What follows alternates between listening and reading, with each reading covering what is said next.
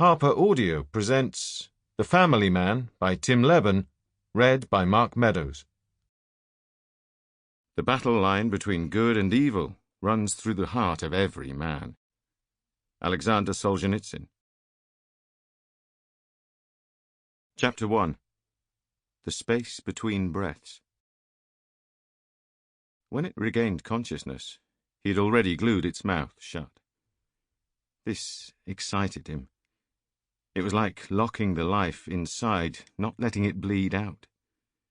Usually there was some sort of leakage as something died beneath his hands. Blood, breath, tears. This already felt different.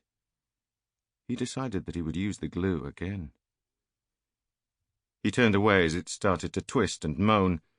The bindings were tight, and he knew that there was no chance of it working its way free, not in the short time it had left.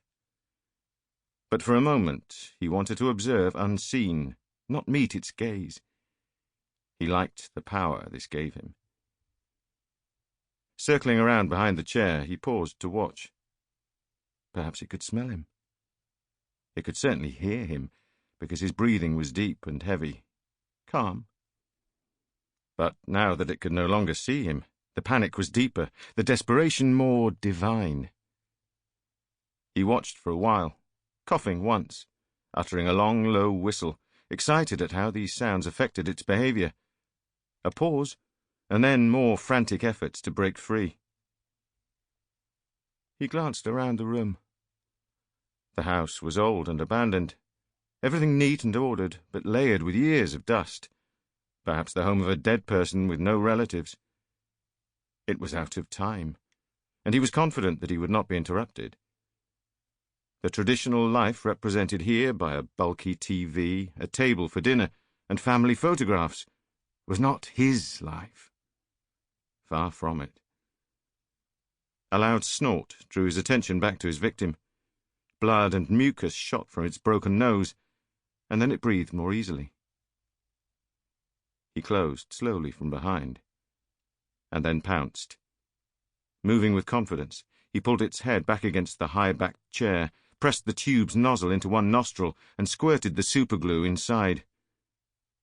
Then he dropped the tube and squeezed its nose shut. As it squirmed and tensed, attempting to writhe from side to side against the ropes, its strength surprised him. He had to pull back hard, tipping the chair onto its two rear legs. But it didn't take long. After a minute, he let the chair drop back onto all fours. The impact on the hardwood floor had the sound of finality. Retrieving the tube of glue, he moved around to face it for the last time. Its right nostril was closed, deformed. Its eyes were wide and desperate, issuing pleas that it knew would not be answered. He could see that realization in its eyes. There was no hope, and the only future remaining was the space between this breath and its last. That pleased him. Its panic was his fuel. Pressing its head back against the chair, he heard the sudden inhalation that would feed those final few seconds. He squirted glue into its open nostril, squeezed the nose shut, looked into its eyes. "Shh," he said. But even then, he did not smile. Chapter 2. One Thing. It was the downhills that scared Dom the most.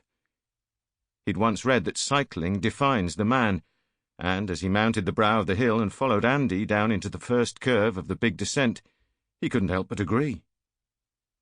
Andy was hunched low, hands on drop bars, head down, arse up, and he was already moving noticeably ahead.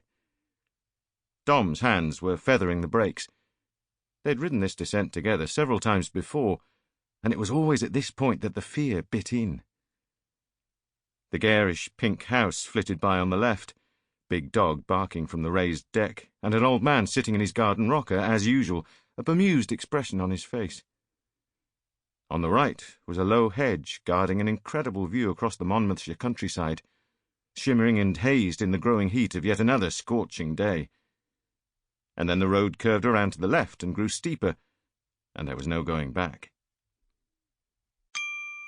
Sample complete. Ready to continue?